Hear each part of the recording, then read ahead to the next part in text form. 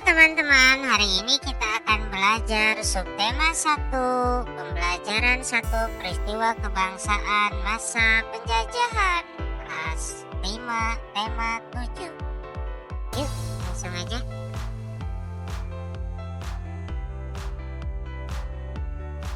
Rempah-rempah begitu melimpah di bumi Indonesia. Melimpahnya rempah-rempah dapat meningkatkan kesejahteraan masyarakat Indonesia. Namun rempah-rempah yang begitu melimpah juga membuat bangsa-bangsa di Eropa berusaha untuk menguasai perdagangannya. Tahukah kamu hubungan antara cengkeh dan penjajahan yang dialami oleh bangsa kita? Cengkeh memiliki banyak manfaat. Sebagai bumbu masak, cengkeh digunakan dalam bentuk bunga utuh atau dalam bentuk bubuk. Cengkeh juga dimanfaatkan oleh bangsa Cina dan Jepang sebagai dupa.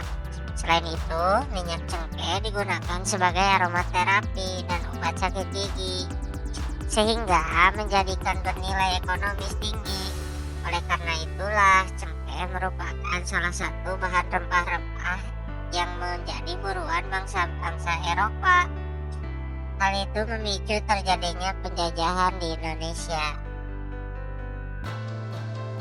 Salah satu peristiwa tidak menyenangkan yang dialami oleh bangsa Indonesia adalah penjajahan yang berlangsung cukup lama.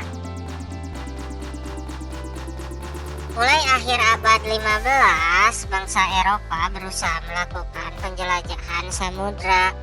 Bangsa Eropa yang pernah melakukan penjelajahan dan penjajahan di Indonesia dimulai oleh bangsa Portugis.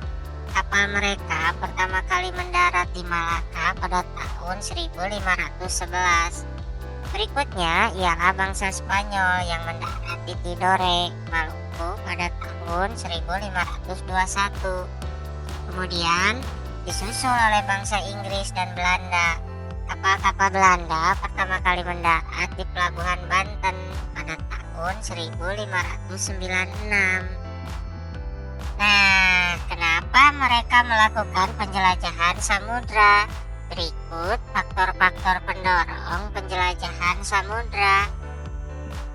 Yang pertama adalah adanya keinginan mencari kekayaan. Kekayaan yang mereka cari terutama adalah rempah-rempah. Sekitar abad 15 di Eropa, harga rempah-rempah sangat mahal.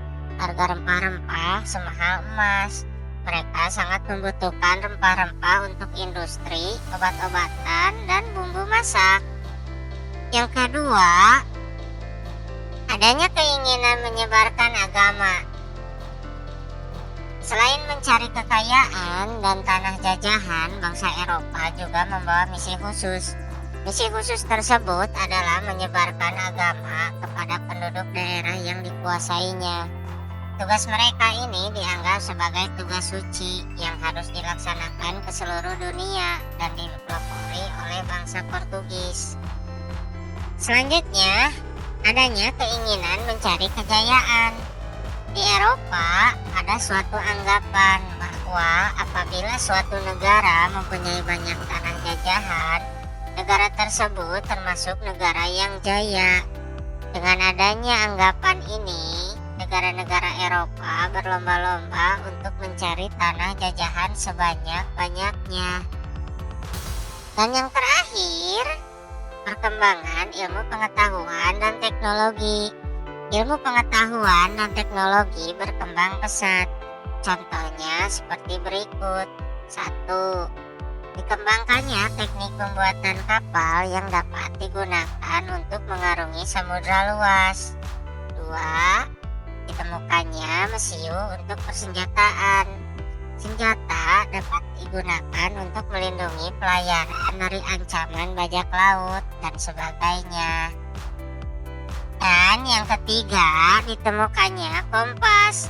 Kompas digunakan sebagai petunjuk arah, sehingga para penjelajah tidak lagi bergantung pada kebiasaan alam. Untuk menentukan arah, biasanya mereka berpedoman pada bintang, sehingga jika angkasa tertutup awan, mereka tidak dapat meneruskan pelayaran. Dengan kompas, mereka bebas berlayar ke arah manapun tanpa gangguan baik siang maupun malam. Terima kasih sudah menonton. Jangan lupa like, share, and subscribe ya teman-teman.